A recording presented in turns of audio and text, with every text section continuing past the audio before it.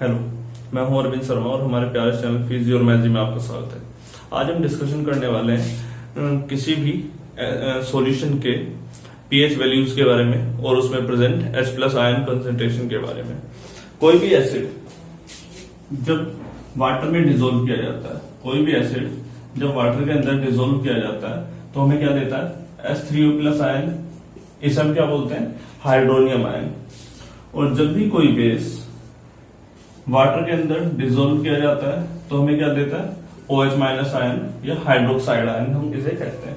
Okay, तो किसी भी एसिड को वाटर में डालने पर हाइड्रोनियम आयन मिल रहा है और बेस को डालने पर OH माइनस आयन मिल रहा है। अगर हम ये कहें कि किसी सॉल्यूशन में H3O प्लस आयन या वाटर के केस में ही हम लेके मान सकते हैं, अगर किसी सॉल्यूशन में H3O plus ion OH minus ion से ज्यादा हो, किसी भी सॉल्यूशन में, एक्वस सॉल्यूशन में या किसी और भी टाइप के सॉल्यूशन में H3O प्लस आयन की प्रेजेंस OH माइनस से ज्यादा हो तो उसे हम क्या बोलेंगे? Acidic solution. अगर किसी सॉल्यूशन में H3O प्लस आयन की मात्रा OH माइनस आयन से लेस हो तो उसे हम क्या बोलेंगे? Basic solution. और अगर दोनों की इक्वल हो तो हम बोलेंगे उसे न्यूट्रल सॉल्यूशन।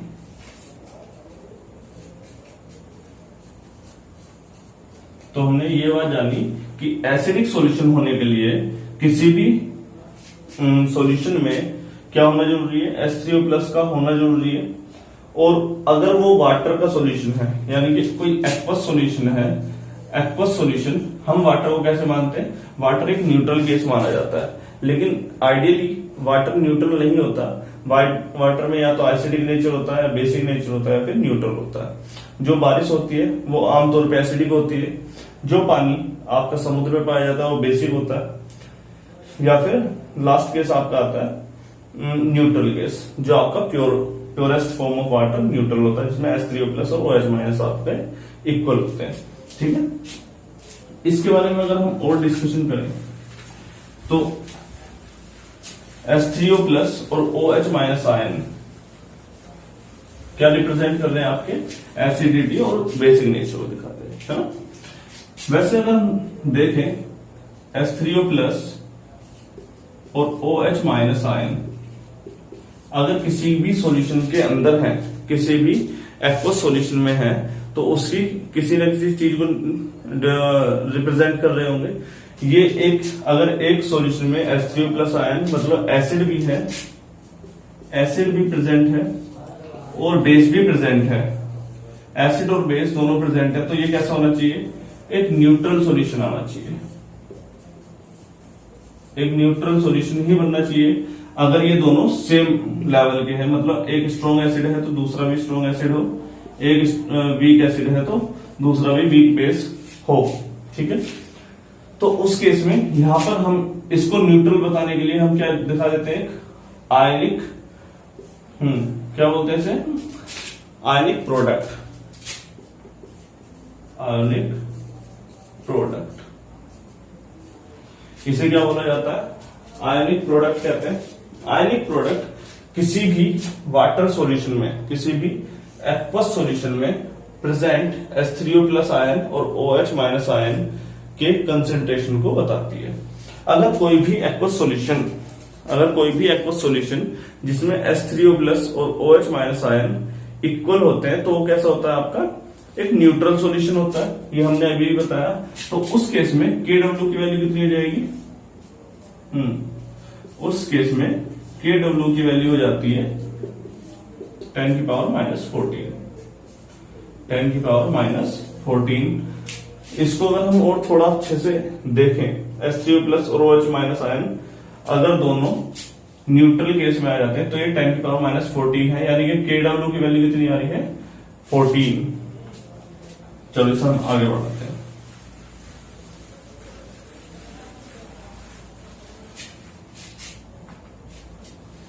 एक्वस सॉल्यूशन या न्यूट्रल वाटर का केस लेंगे जो प्योरेस्ट फॉर्म में हो, तब पीएच और पीओएच को भी हम नहीं ले रहे, हम ले रहे हैं H प्लस आयन और OH माइनस आयन। दोनों का कॉन्सेंट्रेशन कैसा होगा, 10⁻⁻14 का, अगर ये न्यूट्रल सॉल्यूशन है।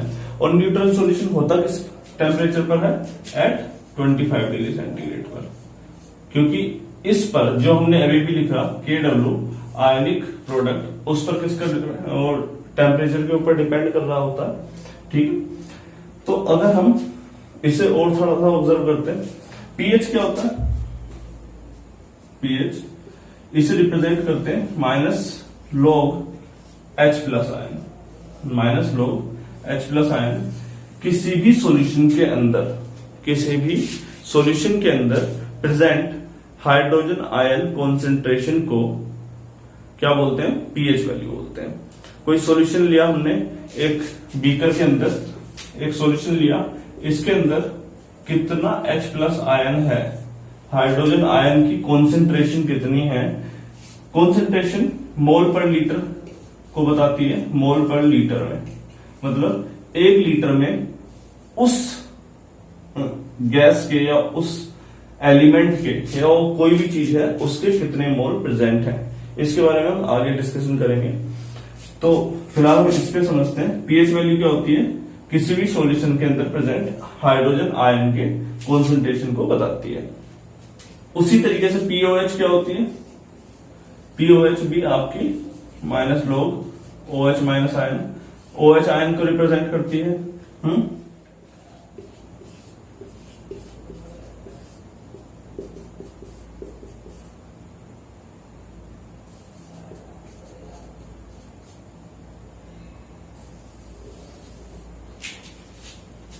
H प्लस आयन और OH माइनस आयन आपका 10⁻⁻14 होता है 25 डिग्री सेंटीग्रेड पर। अगर हम दोनों तरफ क्या लें, लॉगरिथम लॉग ले लें, तो लॉग H प्लस और OH minus equals to -14 log 10। अगर मैंने अभी भी आपको एक फॉर्मूला बताया था, pH equals to minus log H plus और एक POH equals to minus log OH minus. अगर हम इस माइनस को इधर ले आए, क्या आ जाएगा, माइनस लॉग एक H प्लस, क्योंकि लॉग की प्रॉपर्टी क्या होती है, लॉग की प्रॉपर्टी ये होती है log A into B equals to log A plus log B। तो हम इसे दोनों को अलग अलग कर लेते हैं, minus log OH minus, okay, equals to 14 log 10। जब हम इसे पीएच में कन्वर्ट करेंगे, ये पीएच प्लस POH, ये वाला log 10 आपका ब्रेक हो जाएगा अपने आप ही, ठीक है। यहां से भी आपका ये log 10 ब्रेक हो जाएगा। जब हम इसे पीएच में कन्वर्ट करेंगे तो कितनी वैल्यू होगी इसकी, 14। पीएच प्लस POH की वैल्यू आपकी 14 के बराबर आ जाएगी।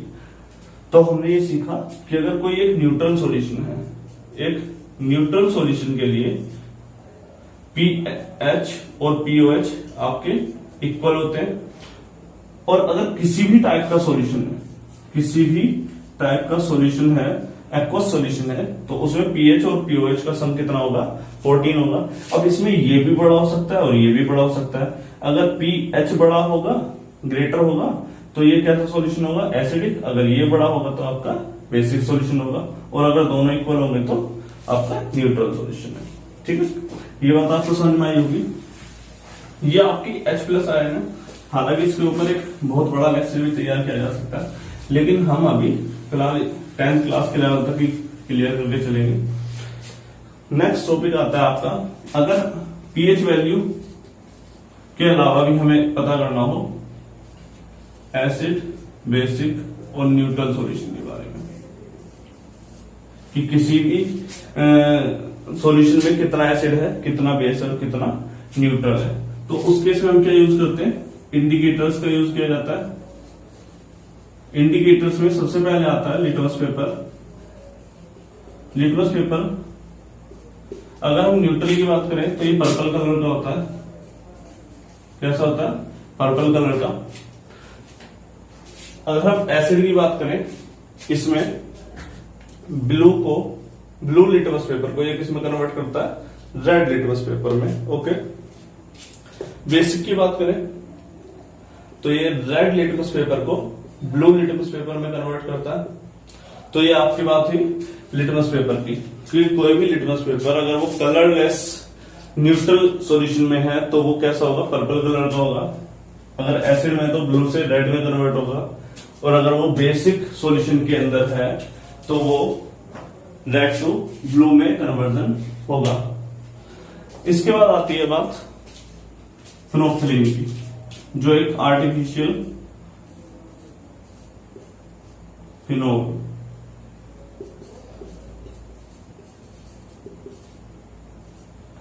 ठीक है, PHEO फिनोल्फ्थलीन, क्या लिखा है,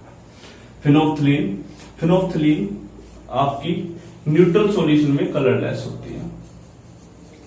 न्यूट्रल सॉल्यूशन में आपकी कलरलेस होती है, एसिड में भी आपकी कलरलेस होती है, और बेसिक में आपके पिंक कलर को जनरेट करती है।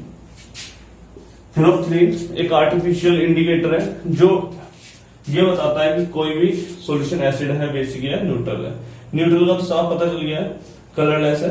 बेसिक में अगर इसे ड्रॉप करेंगे तो पिंक कलर आएगा, और एसिड में आइए कलरलेस कन्वर्ट करता है। नेक्स्ट है आपका मिथाइल ऑरेंज। मिथाइल ऑरेंज का कलर न्यूट्रल में ऑरेंज कलर के होता है ना, ऑरेंज कलर होता है। अगर इसे जब हम किस में डालते हैं, एसिड में डालते हैं, तो ये एसिड के अंदर मिथाइल ऑरेंज आपका एसिड के अंदर पिंक कलर देता है, पिंक कलर जनरेट करता है। ओके, और अगर जब इसे बेसिक में डाला जाता है तो ये आपका येलो कलर जनरेट करता है, ये आपका येलो कलर को जनरेट करता है। तो ये आपके कुछ इंडिकेटर्स हुए जो आपकी हेल्प कर रहे हैं कि कोई भी मिथाइल ऑरेंज या फिनोल्फ्थलीन, जैसे फिनोल्फ्थलीन से आप बेसिक का पता लगा सकते हो या न्यूट्रल का पता लगा सकते हो। कलरलेस दोनों लगे तो आपको मिथाइल ऑरेंज का यूज करना पड़ेगा, और मिथाइल ऑरेंज से आप एसिड, बेसिक और न्यूट्रल तीनों का पता कर सकते हैं।